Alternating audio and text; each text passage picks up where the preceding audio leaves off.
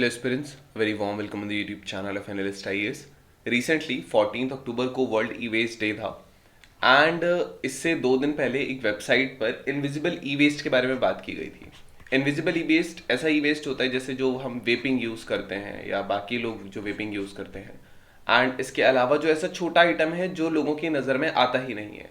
We'll सी Y news इस study के की हाइलाइट्स देखेंगे और इसके अलावा क्या चैलेंजेस हैं, ई वेस्ट किसे कहते हैं, और इसमें जो खासकर इंपॉर्टेंट है वो ये है कि ई वेस्ट का इंडिया में कितना जनरेशन है और किस हिसाब से मैनेज होता है। After that we'll be solving our today's prelims and the mains practice question. So let's start by news. Recently Brussels based एक Waste Electrical and Electronic Equipment Forum है और जो world international E waste day था 14 अक्टूबर को, इसके occasion पर इन्होंने United Nation Institute for Training and Research को बेसिकली कमीशन किया कि वो कैलकुलेट करें कि annual invisible E waste items कितना बन रहा है। कंज्यूमर्स बेसिकली लगभग जितना भी इलेक्ट्रॉनिक वेस्ट जनरेट होता है उसका 1/6 जो है they just basically fail to recognise it, जो लगभग 9 billion kilograms per year generate हो रहा है। ये जो आइटम्स हैं इनको इनविजिबल ई वेस्ट कहा जाता है। इसमें आती हैं केबल्स, चार्जर की cables and all, E toys, E cigarettes, E bike, power tools हो गए, स्मोक डिटेक्टर्स हो गए, यूएसबी स्टिक्स जो हम यूज़ करते हैं, memory cards and all, wearable जो हेल्थ डिवाइसेस होते हैं जैसे वो clocks and all, smart home gadgets. So these are the things जो इनविजिबल ई वेस्ट जनरेट करता है, headphones and earphones and all. So some of the key highlights we'll study. So इस website पर ये 12 अक्टूबर को आया था, जो कि 14 अक्टूबर को इंटरनेशनल ई वेस्ट डे था, तो उससे 2 दिन पहले। कंज्यूमर्स बेसिकली ये 1/6 को रिकॉग्नाइज करना भूल जाते हैं। अगर आप डेटा देखेंगे तो अप्रोक्सीमेटली 35% जो इनविजिबल वेस्ट होता है, जो कि लगभग 3.2 बिलियन किलोग्राम्स है, ये ई टॉय कैटेगरी से आते हैं, जैसे जो कार सेट होते हैं या इलेक्ट्रिक ट्रेन्स होते हैं, ड्रोन्स होते हैं, बाइकिंग कंप्यूटर्स होते हैं, सो उनसे आता है। And estimated 844 million vaping devices हैं जिनको डिस्कार्ड कर दिया जाता है एनुअली यूज करने के बाद। तो ये बहुत ज़्यादा सिग्निफिकेंटली एक प्रॉब्लम है ई वेस्ट के लिए, बिकॉज काफ़ी हाई डेटा है। एंड जो अगर हम मटेरियल वैल्यू की बात करेंगे इनविजिबल ई वेस्ट की, तो ये लगभग $9.5 बिलियन हर साल होती है। इसकी इकोनॉमिक इंपॉर्टेंस है क्योंकि इसके अंदर आयरन, कॉपर, गोल्ड, ये सारी चीज़ें यूज़ की जाती हैं। ग्लोबल ई वेस्ट मैनेजमेंट और रिसाइकलिंग के चैलेंजेस क्या हैं? ग्लोबली ई वेस्ट जितना भी जनरेट होता है वो उसका बहुत कम ऐसा फ्रैक्शन है जिसको कलेक्ट किया जाता है, ट्रीट किया जाता है, रिसाइकिल किया जाता है। भारत में तो खासकर ऐसी टेक्नोलॉजी नहीं है।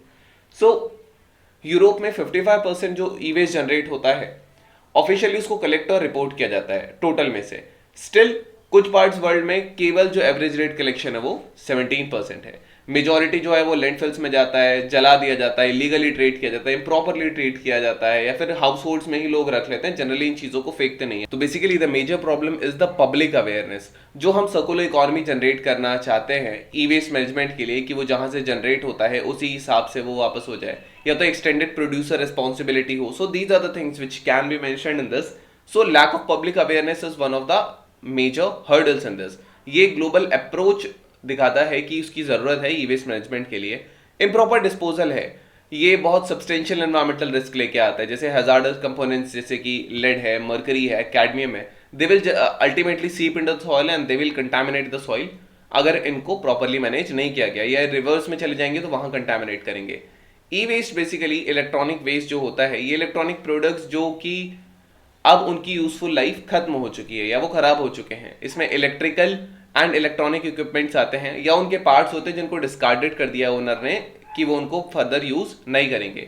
ई वेस्ट जो है जनरेट होता है ये इलेक्ट्रॉनिक डिवाइसेस के यूज से होता है या हाउस होल्ड अप्लायंसेस से होता है जिनको फर्दर हम यूज नहीं करना चाहते, और अब ये रिकवर, रिसाइकल या डिस्पोज ही हो सकते हैं। ऐसे वेस्ट में wide range of electrical and electronic devices आते हैं, जैसे कंप्यूटर हो गया, हेल्ड सेलुलर फोन्स हो गए, मोबाइल फोन्स हो गए, personal radios, stereos and all हो गए।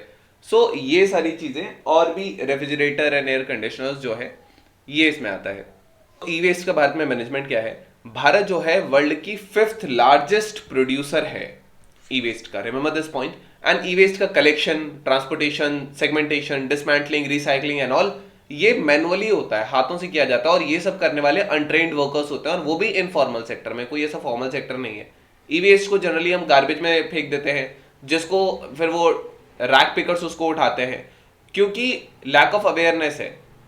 Now the thing is e waste जो है ये रियूजेबल और वैल्यूएबल मटेरियल्स का होता है। तो रैक पिकर्स जो है इसको बेच देते हैं स्क्रैप डीलर्स को, स्क्रैप डीलर्स इसको फर्दर रिसाइकलिंग के लिए बेचते हैं। अब जो रिसाइकलर्स होते हैं या जो ई वेस्ट को ट्रीट करते हैं ये आउटडेटेड टेक्नोलॉजी यूज करते हैं या जो पोटेंशियली हैजार्डस टेक्नोलॉजीज होती है इन इक्विपमेंट्स को यूज किया जाता है। और हर साल भारत लगभग 12.5 lakh metric tonne of e waste produce करता है।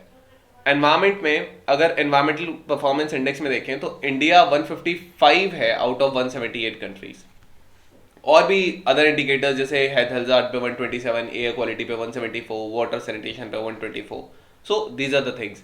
E waste environmentally sound management जो है ये इंडिया को हेल्प करेगा कि रैंकिंग इंप्रूव किया जा सके। और बहुत सारी ऐसी डेवलप कंट्रीज हैं जो भारत को डंपिंग ग्राउंड की तरह यूज करती है, खास करके ई वेस्ट के लिए।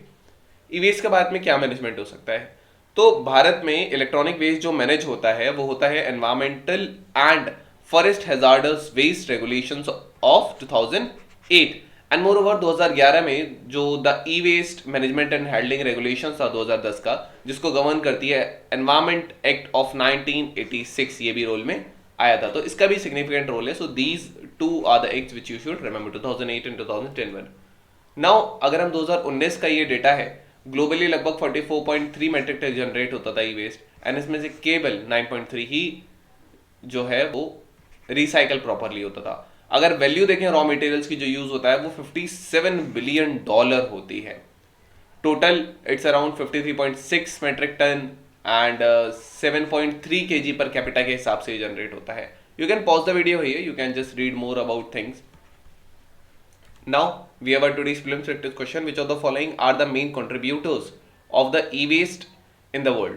Refrigerator, freezers, washing machines, dishwashers, small household appliances, personal computers, telephones, mobile phones, laptops, printers, scanners, photocopiers, gas cylinder, chimneys and home appliances.